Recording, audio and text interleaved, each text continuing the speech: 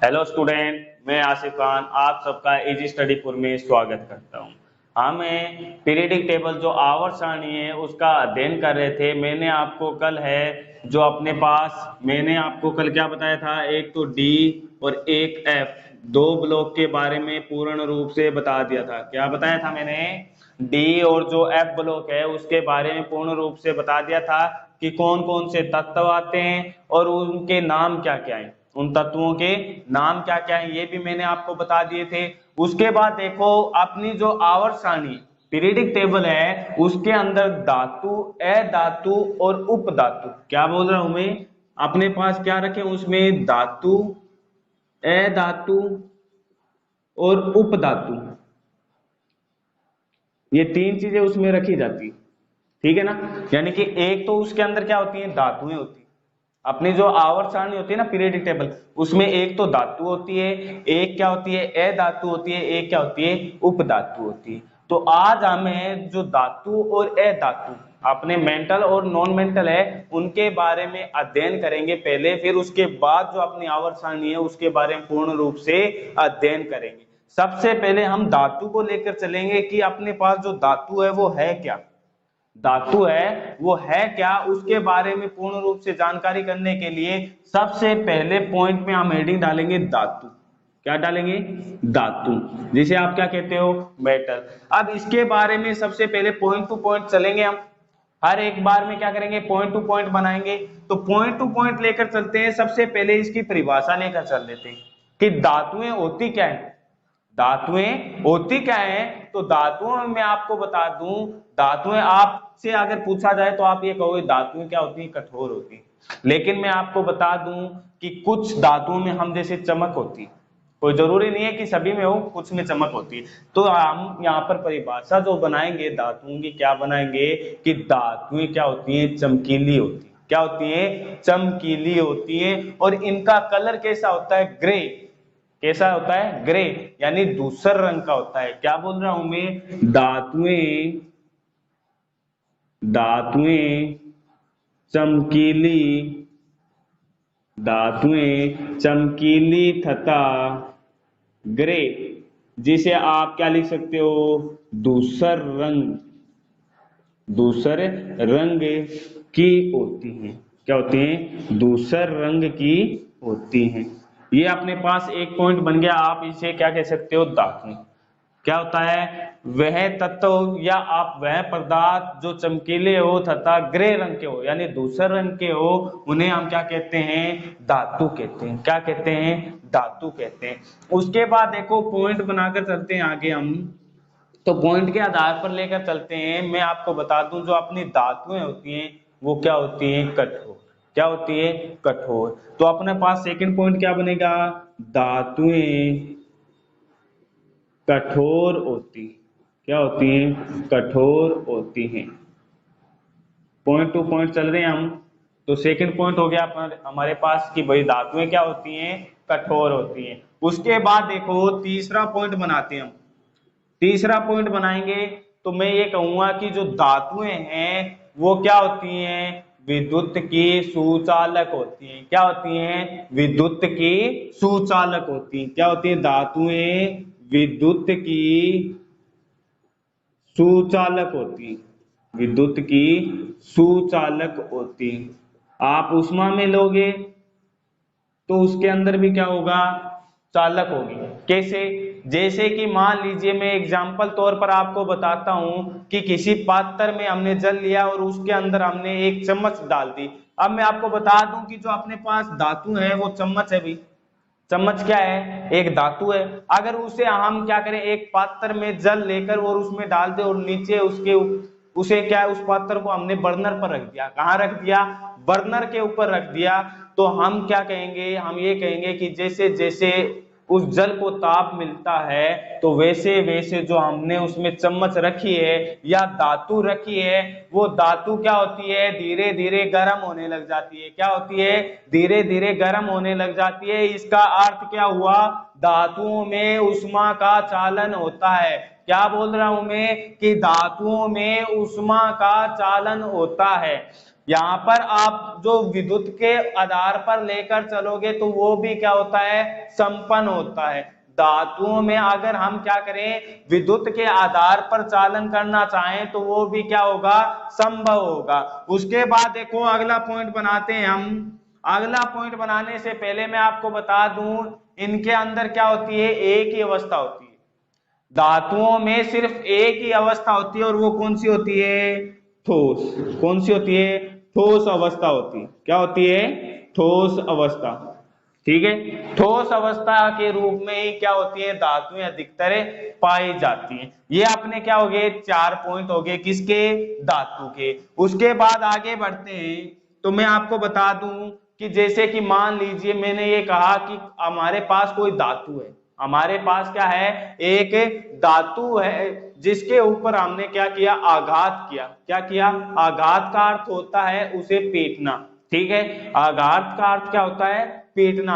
अगर किसी धातु को हम पीटते हैं तो उसमें एक विशेष रूप से ध्वनि उत्पन्न होती है। क्या बोल रहा हूं मैं, जब किसी धातु को पीटा जाता है तो उसमें एक विशेष प्रकार की ध्वनि उत्पन्न होती है। क्या बोल रहा हूं मैं, देखो जब जब धातु को आघात किया जाता है, किया जाता है तो उनमें एक विशेष ध्वनि उत्पन्न होती है। क्या बोल रहा हूं मैं, उनमें एक विशेष ध्वनि उत्पन्न होती है। यहाँ पर हम क्या कहेंगे, विशेष ध्वनि जो उत्पन्न हो रही है इसे हम क्या कहेंगे, ध्वनिकता। क्या कहते हैं, ध्वनिकता। मैं देखो यहाँ पर लिख रहा हूं, क्या बोलते हैं हम उसे, ध्वनिकता कहते हैं। ध्वनिकता का गुण किसमें पाया जाता है, धातुओं में पाया जाता है। यहाँ पर हमारे पास देखो 5 पॉइंट बना लिए। 5 पॉइंट के बाद देखो हम आगे भी पॉइंट बनाएंगे इसके, लेकिन मैं आपको बता दूं कि ये 5 पॉइंट तो हमारे क्या हो गए, कन्फर्म हो गए। क्या हो गए, कन्फर्म हो गए। अब आगे बढ़ते हैं, देखो अगले पॉइंट की तरफ हमारे पास की भी कौन सा है, जो धातुएं हैं उनका छठा जो गुण है वो कौन सा है, उनके अंदर क्या पाया जाता है, उसका हम क्या करेंगे, अब अध्ययन करेंगे। तो 6 नंबर जो अपना गुण आता है, प्रॉपर्टी आती है, वो कौन सी है, तो मैं ये कहूंगा कि जो धातुएं होती हैं उनका गलनांक क्या होती है, उच्च होता है। क्या बोल रहा हूं मैं, धातुओं का गलनांक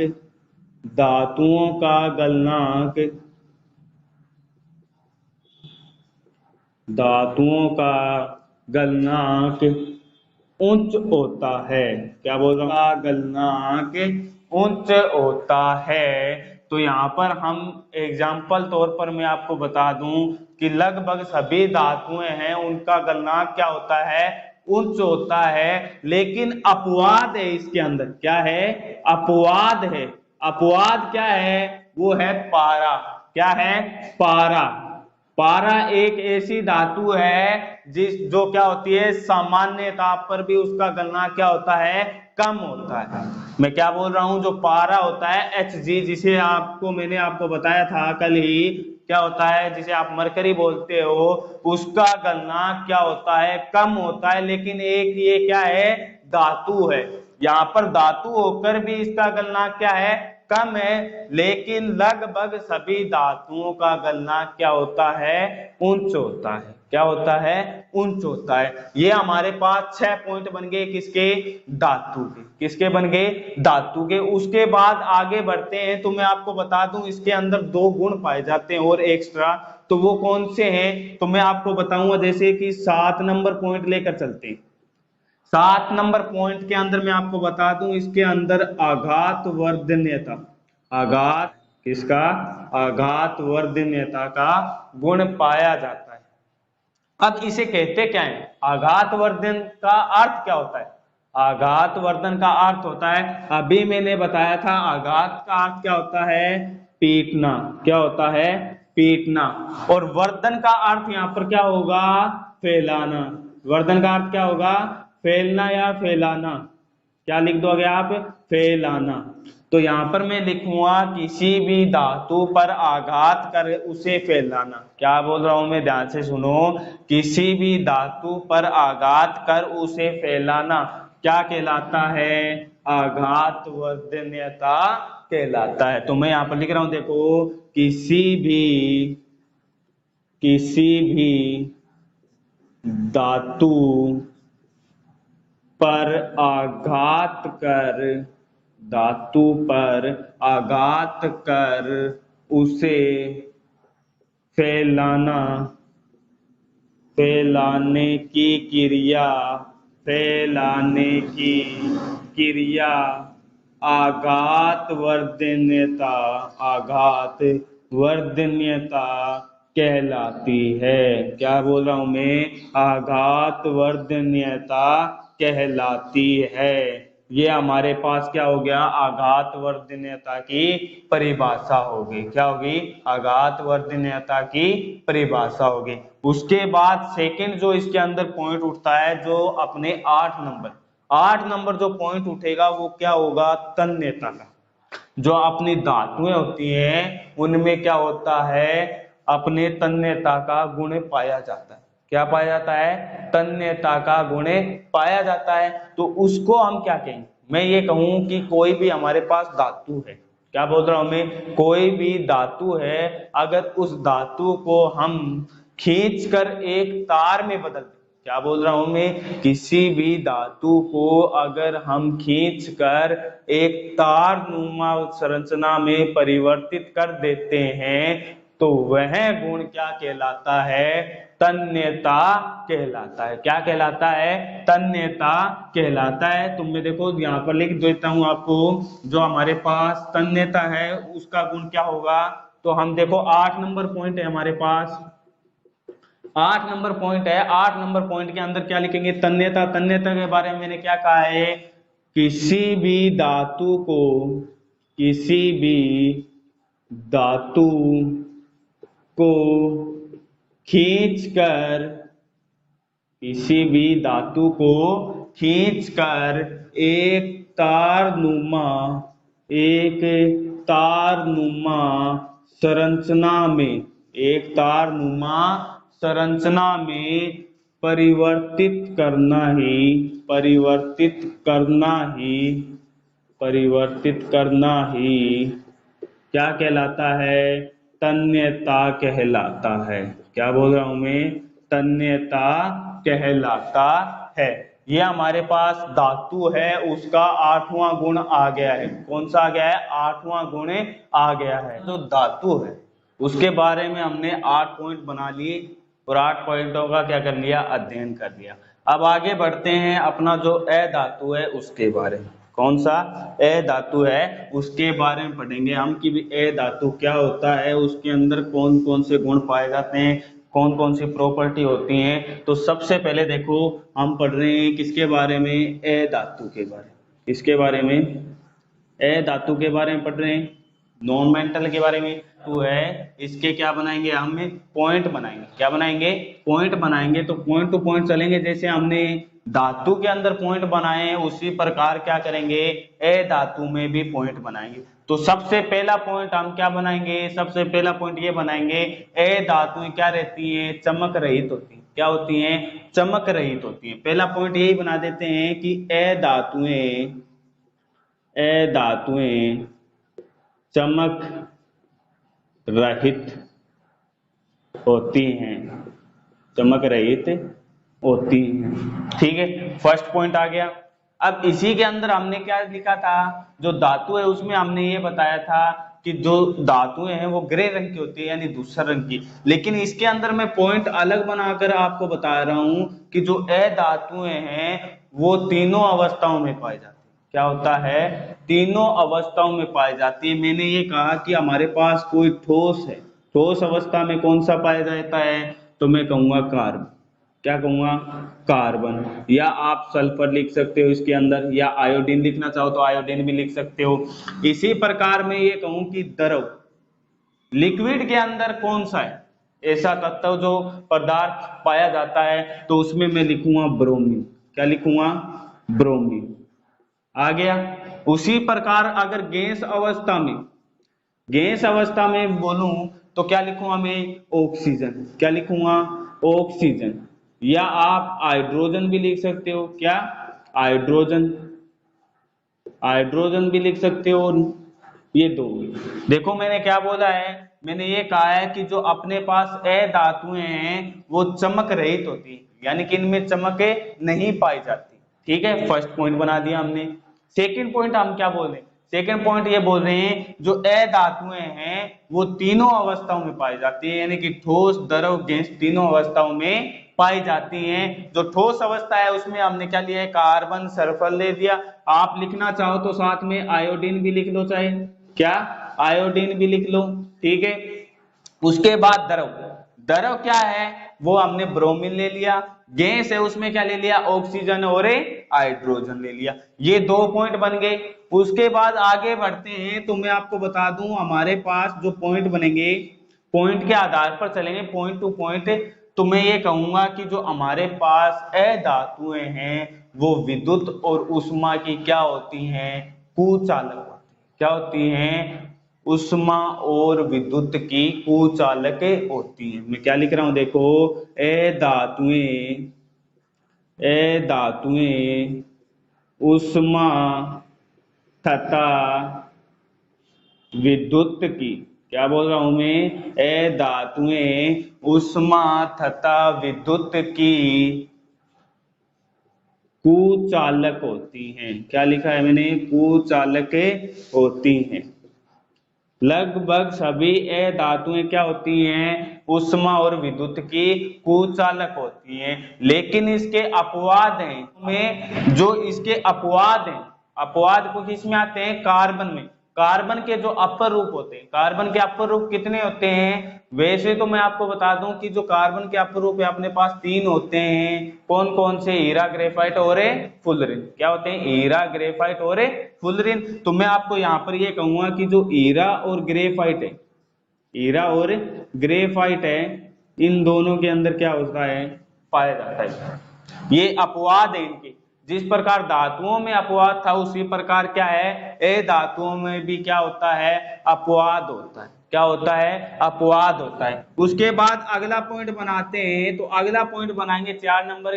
क्या बनाएंगे, हम ये कहेंगे जो अधातुएं हैं, अधातुएं हैं उनका गलनांक क्या होता है, निम्न होता है या कम होता है। क्या बोल रहा हूं मैं, अधातुएं, अधातुओं का गलनांक, का गलनांक कम होता है। क्या होता है, कम होता है। ठीक है, ये पॉइंट बन गया अपने पास चौथा।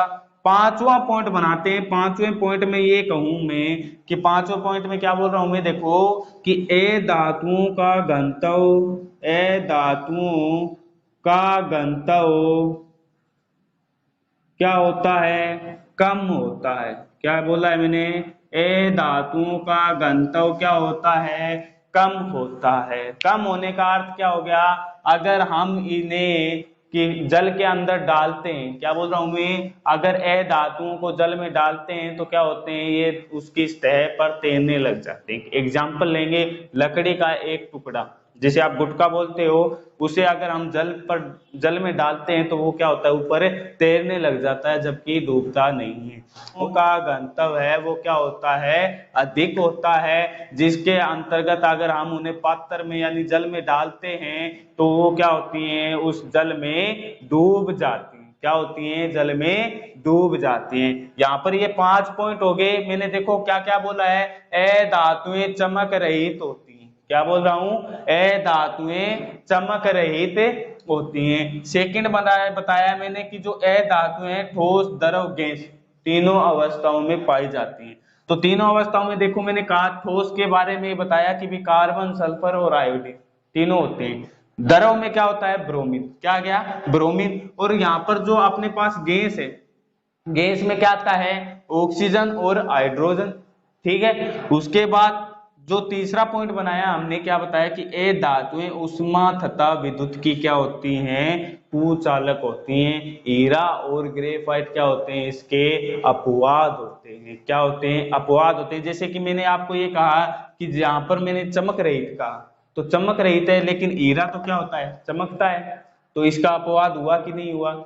इसी प्रकार ग्रेफाइट है, ग्रेफाइट के अंदर हम जानते हैं क्या होता है, धारा का संचरण होता है। क्या होता है, इलेक्ट्रॉन का प्रवाह होता है। क्यों होता है इलेक्ट्रॉन का प्रवाह, क्योंकि ग्रेफाइट के अंदर है वो मुक्त इलेक्ट्रॉन उपस्थित होते हैं। क्या होते हैं, मुक्त इलेक्ट्रॉन उपस्थित होते हैं, जिसके कारण इसमें विद्युत का प्रवाह संपन्न होता है। फिर उसके बाद मैंने ये कहा कि ए धातुओं का गलनांक क्या होता है, कम होता है। क्या होता है, ए धातुओं का गलनांक कम होता है। उसके बाद अगला पांचवा पॉइंट जो बनाया है उसमें मैंने कहा है ए धातुओं का घनत्व क्या होता है, कम होता है। ये 5 पॉइंट हमने बना लिए। इसके बाद आगे के पॉइंट बनाते हैं। देखो आगे के पॉइंट कौन कौन से, आगे के पॉइंट हैं वो कौन कौन से हैं वो देखो।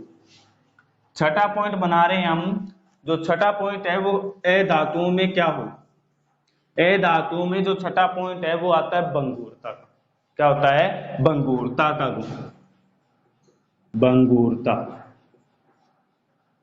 भंगुरता का अर्थ क्या होता है, भंगुरता का अर्थ पढ़ते हैं हम सबसे पहले कि भाई भंगुरता कहते किसे। तो मैं ये कहूं कि हमारे पास कोई ए धातु है जैसे कोयला, ठीक है, कोयला है, उसे अगर हम उसके ऊपर हम किसी भी जैसे धातु है या फिर कोई और हमारे पास जैसे वस्तु है, उससे हम क्या करते हैं, इसके ऊपर आघात करते हैं। क्या करते हैं, आघात करते हैं, तो इसमें कोई विशेष ध्वनि उत्पन्न नहीं होती। मैंने आपको धातुओं में बताया था विशेष ध्वनि उत्पन्न होती है, लेकिन ए धातुओं में कोई ध्वनि उत्पन्न नहीं होती है। लेकिन जैसे ही हम इनके ऊपर आघात करते हैं, क्या बोल रहा हूं मैं, जैसे ही इनके ऊपर हम क्या करते हैं, ए धातुओं पर आघात करते हैं, तो आघात करने पर ये क्या होते हैं, एक चूर्ण में बदल जाते हैं, या क्या बोल सकते हैं हम, टुकड़ों में विभाजित हो जाते हैं। क्या बोल रहा हूं मैं, देखो ए धातुओं पर आघात करने पर, आघात करने पर वह चूर्ण या छोटे छोटे टुकड़ों में विभाजित हो जाती। इस गुण को ही हम क्या कहते हैं, भंगुरता कहते हैं। क्या कहते हैं, भंगुरता कहते हैं। जैसे ही मैं आपको ये कहूं कि हमने यहाँ पर एग्जाम्पल क्या लिया था, कोयले का। किसका लिया था, कोयले का। अब मैं ये कहूं कि इस कोयले को अगर आप किसी बंद कमरे में रखते हो तो क्या ये चमकता है, नहीं चमकता।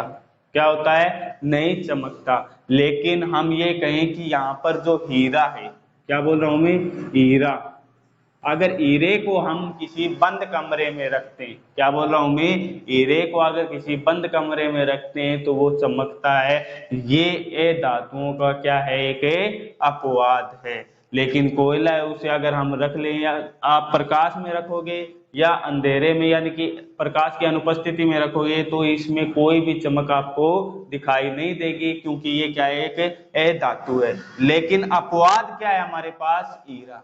क्या है, अपवाद क्या है हमारे पास, हीरा, जो हमारे पास अंधेरे में क्या होता है, चमकता है। ठीक है, ये हो गया हमारे पास धातु और अधातु के जो गुण हैं, हमने उनके बारे में अध्ययन किया है अच्छे से। अगर आप लोगों को इजी स्टडी पुर की क्लासें अच्छी लग रही हैं तो आप उन्हें लाइक करें, शेयर करें, और अभी तक आप लोगों ने चैनल को सब्सक्राइब नहीं किया है तो चैनल को सब्सक्राइब करें और बेल